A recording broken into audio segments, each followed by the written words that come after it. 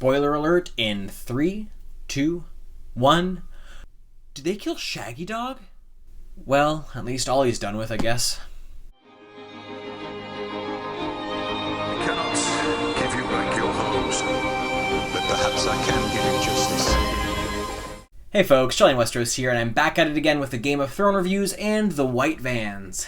Today I'll be talking about the third episode of Season 6 entitled Oathbreaker, and what an appropriate title for this episode considering what went down. So let's just jump right into it with the events at Vaes Dothrak with Daenerys. So I have to say I was a little surprised Dany wasn't just allowed to join the Dosh Khaleen immediately, but I guess it does stand to reason that since she didn't go back when she was supposed to, she has to pay for the consequences of her actions. Also, I think the fact that Dany has to stand trial for her actions actually contrasted quite nicely with Cersei's arc, and the fact that she too must still stand trial in spite of the fact that she already performed a walk of atonement, which also again sort of mirrors Dany's walk to Vaes Dothrak at the beginning of this season. Speaking of Cersei, I think this is a good point we talk about events at King's Landing. So obviously quite a bit happened here, but since Cersei is the topic of conversation, I think I can talk a little about what was foreshadowed for future episodes here. That is her bold statement to Qyburn that she wants little birds everywhere in Dorne, in Highgarden, and in the North to find out which people out there are making fun of her. More specifically, I think this not only shows that she is ready to strike out against those in King's Landing who would mock her, but also those who would seek to betray or challenge her, and of course in a sense her son's authority.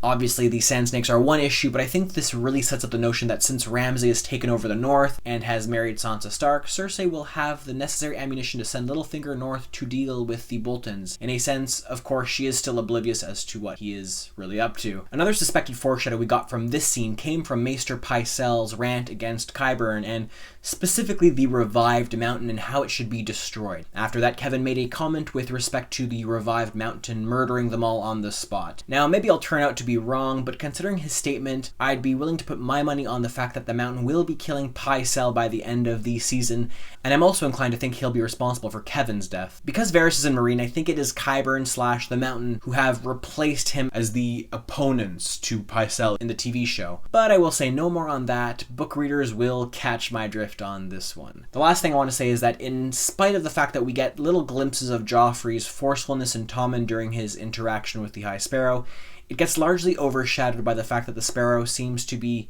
swaying Tommen towards the Faith of the Seven, and this definitely makes me worried for him. My bet is that the young king could very well become radicalized by the High Sparrow towards the later part of this season. On that note, let's move back east to Meereen.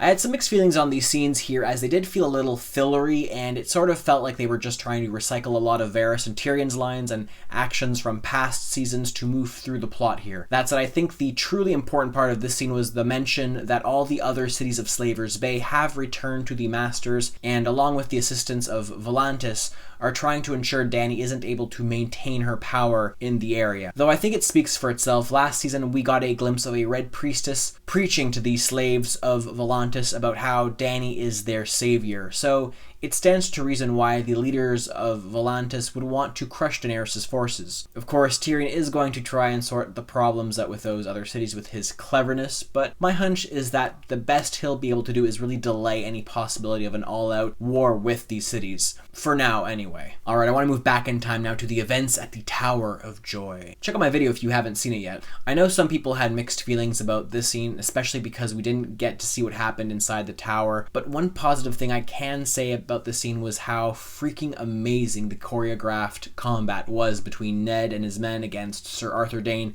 and the other member of the Kingsguard. And by the way, I am so happy they not only mentioned Howland Reed as Ned's friend, but also mentioned Arthur Dayne by name as well, though I was hoping they would give him the same physical appearance he has in the books. But that said, I do think it could be a sign that the Danes as a whole aren't as prominent a house in the show as they are in A Song of Ice and Fire, but that's just my hunch. A couple more things that struck me from this scene is the fact that the Three-Eyed Raven stated that he has been watching the world for 1,000 years.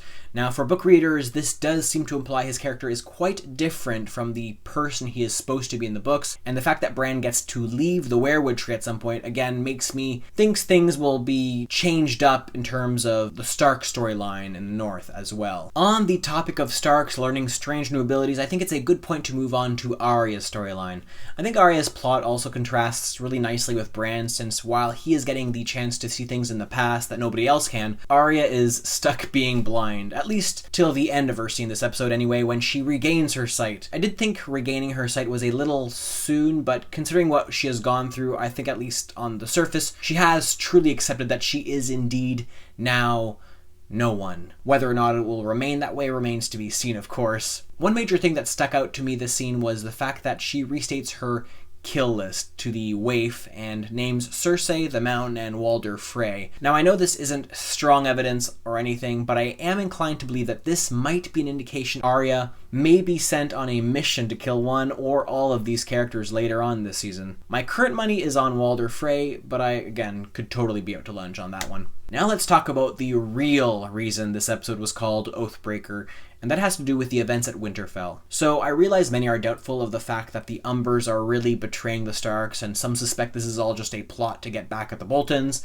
and in a sense, I really hope that is the case, but for now I am still very doubtful, and I say that mainly because they not only presented the head of Shaggy Dog to Ramsay, but they literally gave Rickon Stark and Osha the Wildling over to Ramsay Bolton, and that's certainly not something I would think anyone who has a plan against the Boltons would want to do, especially since we're dealing with Ramsay here. Also, one of my friends commented about this scene in that she is tired of always seeing the Starks be the victims, and in a way it's something I agree with her on. I realize seeing Rickon captured does elevate the stakes, but it seems like every season the Starks are either getting captured, blinded, murdered, butchered, raped, beheaded, heck, you name it, they've got it. And I am really hoping that changes by the end of this season, because it does reach a point where it gets to be just a little much in my opinion. Anyway, at least one half Stark had a decent episode this time around, and that was Jon Snow.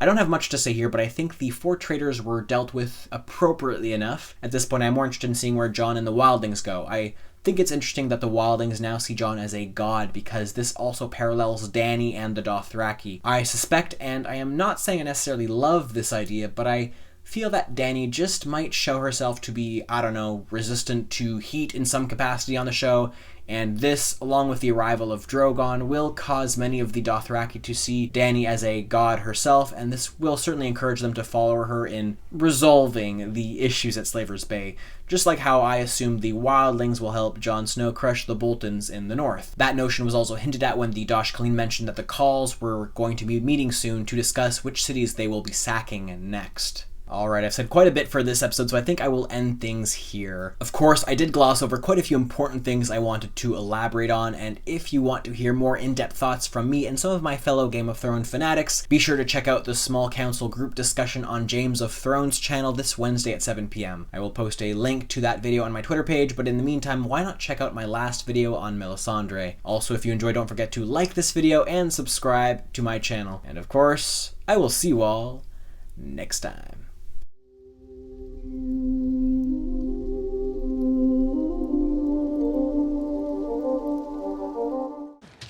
I saw your packer. What kind of god would have a packer that small?